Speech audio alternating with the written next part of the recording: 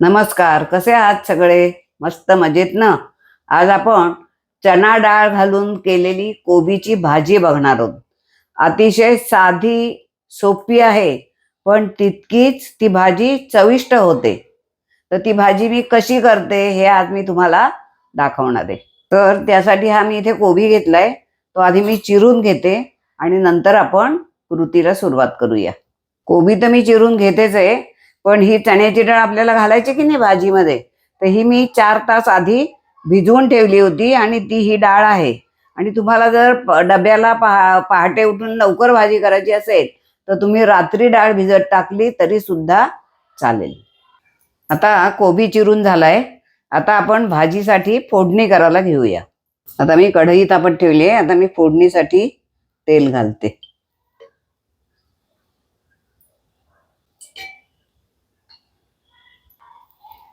3 पळ्या घातले मी.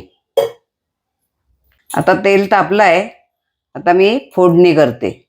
आपण घालूया आधी मोहरी, नंतर घालूया जिरं, जिऱ्यानंतर हिंग आणि हळद, आणि आता घालूया आपण कढीपत्ता आणि या मिरच्या.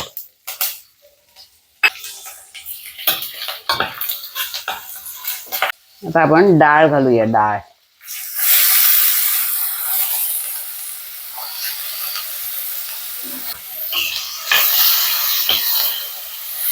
डाळ पण आपण परतून घेऊया. डाळ परतली ना की त्या डाळीला फोडणीची चव चांगली लागते आणि म्हणून अशी थोडी परतून घ्यायची.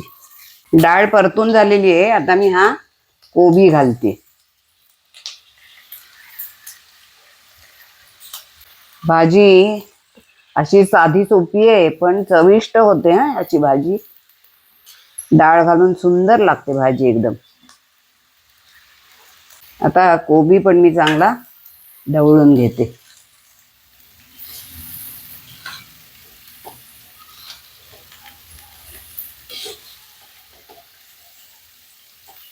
असा जरासा ढवळून झाला की आपल्याला त्याच्यावर पाण्याचा हपका मारायचा आहे.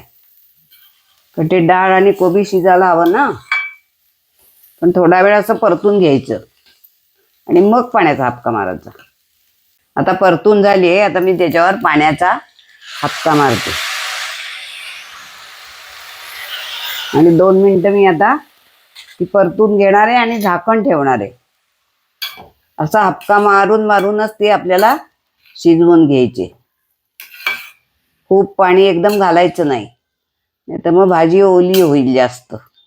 आता साधारण 3-4 मिनिटं आपल्याला ह्याच्यावर झाकण ठेवायचं आहे आणि छान वाफ आणून घ्यायची. कारण डाळ कच्ची आहे, ती पूर्ण शिजायला पाहिजे. आता चांगली वाफ आलेली आहे. आता झाकण काढून मी एकदा परत चांगली ढवळून घेते.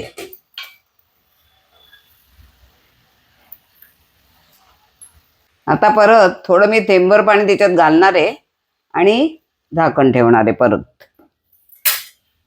म्हणजे परत दणकून त्याला वाफ येईल. आणि ह्या भाजीला पाणी एकदम का नाही घालायचं भरपूर, कारण नाही तर मग ती भाजी पांचट होते. म्हणून चवीला पांचट होते म्हणजे, आणि म्हणून त्याला असं हळूहळू थोडं थोडं पाणी घालून शिजवायची.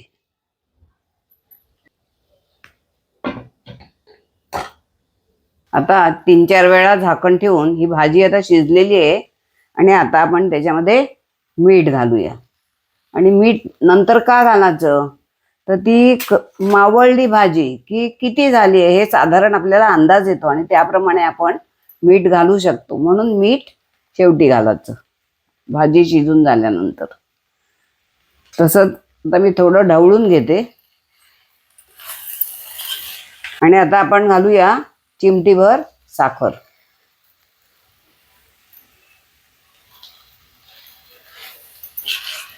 त्या साखरेच्या चिमटीनी पण भाजी खूप सुरेख लागते. मीठ आणि साखर घालून झाली आपली. आता मी हे घालते ओलं खोबरं. ओल्या खोबऱ्यामुळे सुद्धा भाजी मस्त लागते.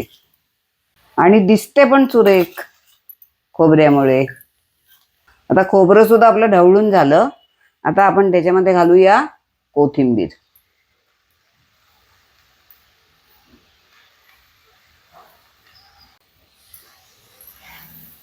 कोथिंबीर घालून झाल्यानंतर ही चण्याची डाळ आणि कोबीची भाजी आपली तयार आहे. हे बघा, रंग पण किती सुरेख दिसतोय भाजीचा आणि खायला पण ती छान लागते.